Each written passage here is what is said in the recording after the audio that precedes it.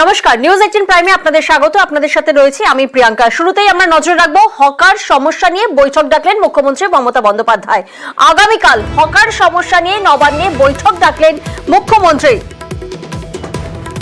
আরো একবার আপনাদের জানিয়ে রাখি, আগামীকাল ঠিক দুপুর 12টায় নবান্নে মুখ্যমন্ত্রী মমতা বন্দ্যোপাধ্যায় তিনি বৈঠক ডাকলেন। হকার সমস্যা নিয়ে বৈঠক ডাকলেন মুখ্যমন্ত্রী মমতা বন্দ্যোপাধ্যায়।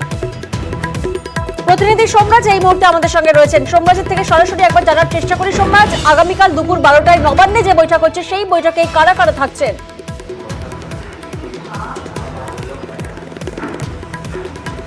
দেখো, আগামীকাল রাজ্যের গোটা প্রশাসনীয় কার্যত বলা যায় যে আগামীকালকে বৈঠকে ডাকছেন দুপুর 12টা থেকে মুখ্যমন্ত্রী মমতা বন্দ্যোপাধ্যায় নবান্ন সভাঘরে এই বৈঠক করবেন।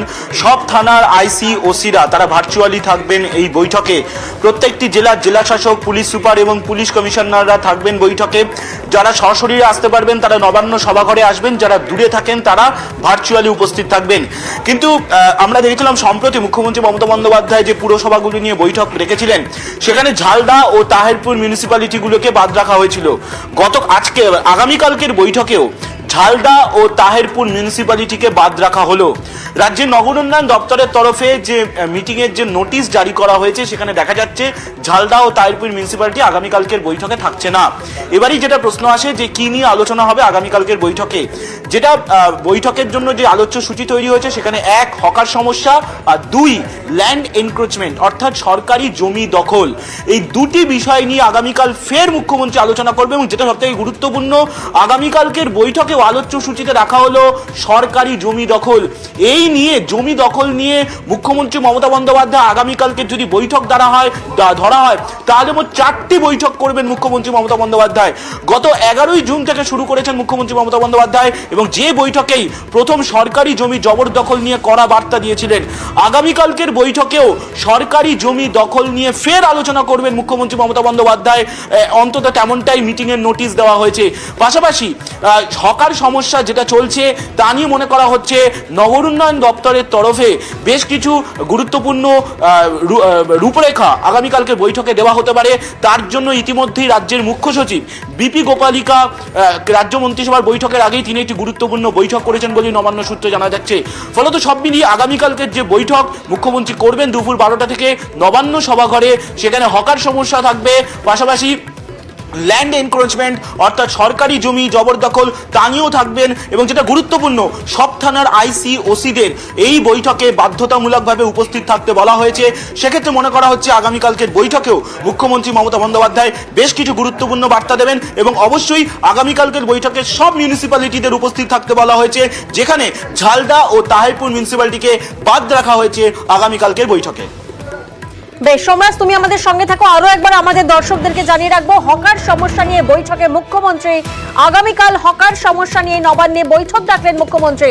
আগামীকাল ঠিক দুপুর 12টায় নবান্নে মমতার বৈঠক হবে, যেখানে নবান্নের বৈঠকে সব জেলার ডিএম থাকবেন সব জেলার এসপি, এবং এই বৈঠকে থাকবেন কলকাতার মেয়র, এই বৈঠকে থাকবেন পুলিশ কমিশনার। ভার্চুয়ালি বৈঠকে রাজ্যের সব থানার আধিকারিকরাও থাকবেন। যেমনটা প্রতিনিধি সোমরাজ আমাদেরকে জানালেন, হকার সমস্যা নিয়ে এই বৈঠক হচ্ছে। এবং শুধু তাই নয়, এই বৈঠকে কিন্তু ল্যান্ড এনক্রোচমেন্ট বিষয়টিও কিন্তু সামনে উঠে আসবে। এবং সব মিলিয়ে কিন্তু সব থানার আধিকারিকরাও এই বৈঠকে থাকবেন।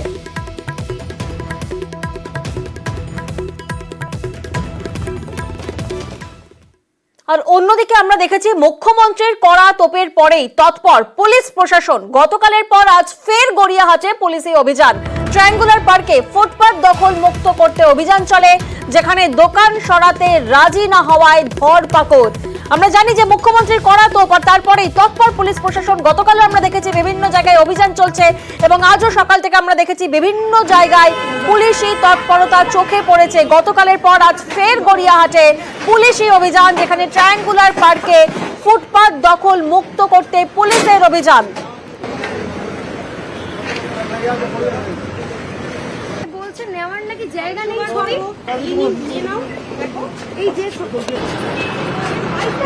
যেমনটা আমরা দেখছি পুলিশি অভিযান চলছে, গতকালও আমরা দেখেছি এই ছবি এবং আজও কিন্তু এই ছবি ধরা পড়ছে। সকাল থেকেই দেখা গেছে যে পুলিশি অভিযান চলছে বিভিন্ন জায়গায়, যেখানে ফুটপাত দখল মুক্ত করতে হবে। মুখ্যমন্ত্রীর কড়া তোপের পরেই তৎপর পুলিশ প্রশাসন, দোকান সরাতে রাজি না হওয়ায় ধরপাকড় হয়, সেই ছবিও আমরা দেখছি। এবং গতকালও আমরা দেখেছিলাম যে বিভিন্ন জায়গায় পুলিশি অভিযান চলে এবং আজও কিন্তু সকাল থেকে দেখা গেছে যে ফের একবার পুলিশি অভিযান। গতকালের পর আজ ফের গড়িয়াহাটে পুলিশি অভিযান। যে ছবি আপনাদেরকে দেখালাম ট্রায়াঙ্গুলার পার্ক, যেখানে ফুটপাত দখল মুক্ত করতে অভিযান, আর ট্রায়াঙ্গুলার পার্কের পর এবার আপনাদের ছবিটি দেখাচ্ছি জোড়াসাঁকো। দেখুন সেখানেও কিন্তু তৎপর পুলিশ। যে ছবিটা সামনে আসছে পুলিশি অভিযানের ছবি সামনে উঠে আসছে, কারণ আমরা জানি মুখ্যমন্ত্রীর কড়া তোপ, সেই কড়া তোপের পরেই কিন্তু তৎপর পুলিশ প্রশাসন।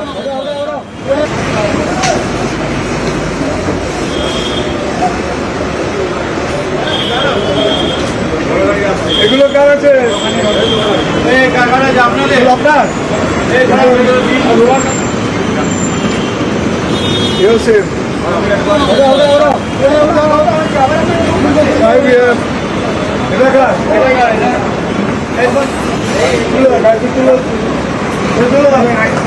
একেবারে অ্যাকশন মোডে জোড়াসাঁকো থানা, রবীন্দ্র সরণি ও সেন্ট্রাল এভিনিউতে পুলিশের অভিযান, যেখানে প্লাস্টিক ছাউনি, ফুটপাত দখলে উচ্ছেদ অভিযান, বিভিন্ন ফলের দোকানে পুলিশের অভিযান চলে।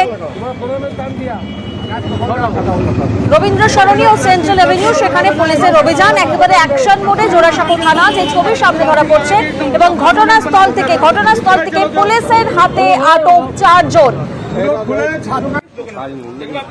আমরা অ্যাকশন মোডে জোড়াসাঁকো থানা দেখলাম, আর এবার আপনাদেরকে দেখাবো যদুবাবু বাজারের ছবিটা। আমরা জানি যে সেখানে মূলত ভিড় থাকে, কারণ রাস্তার অধিকাংশটাই ফুটপাত দখল থাকে, এবং সেখানেও যদুবাবু বাজারেও পুলিশের অভিযান। ভবানীপুর থানার পুলিশের অভিযান, যেখানে ফুটপাত দখল মুক্ত করতে পুলিশের অভিযান।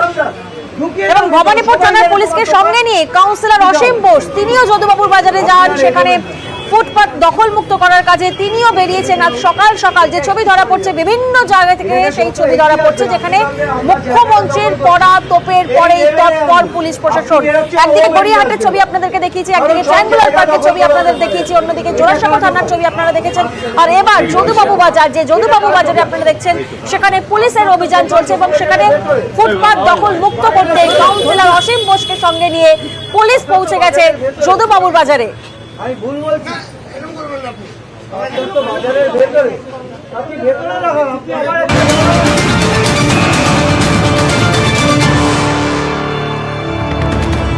কলকাতা জুড়ে ফুটপাত দখল মুক্ত করতে পুলিশের অভিযান চলছে। দিকে দিকে বিভিন্ন জায়গার ছবি আপনাদেরকে দেখালাম, যেমন জোড়াসাঁকোর ছবি আপনাদেরকে দেখিয়েছি, আপনাদেরকে গড়িয়াহাটের ছবি দেখিয়েছি, আপনাদেরকে ট্রায়াঙ্গুলার পার্কের ছবি দেখিয়েছি, এবং যদুবাবু বাজারের ছবিও আপনাদেরকে দেখিয়েছি। মুখ্যমন্ত্রী তোপের পরেই তৎপর পুলিশ প্রশাসন। অন্যদিকে সিপি তিনি বলছেন আগামী দিনেও উচ্ছেদ অভিযান চলবে।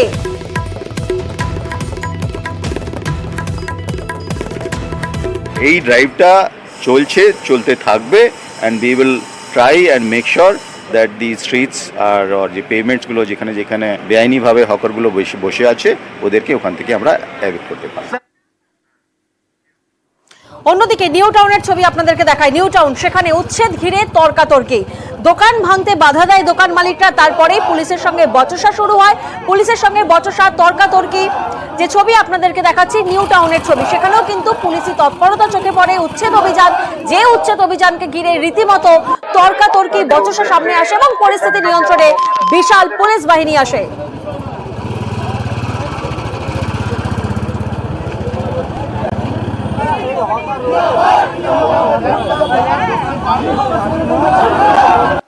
আপনাদের উদ্দেশ্যে, এখানকার যারা হকার আছে তাদের উদ্দেশ্যে আমরা জানাচ্ছি যে আপনাদের এখানে টোটাল 49টি হকার ছিল, তার মধ্যে 47 জন হকার অলরেডি ডিসিপি মার্কেটে চলে গেছে, এবং আপনাদের 11 জনকে আমাদের অ্যালটমেন্ট লেটার দেওয়া আছে।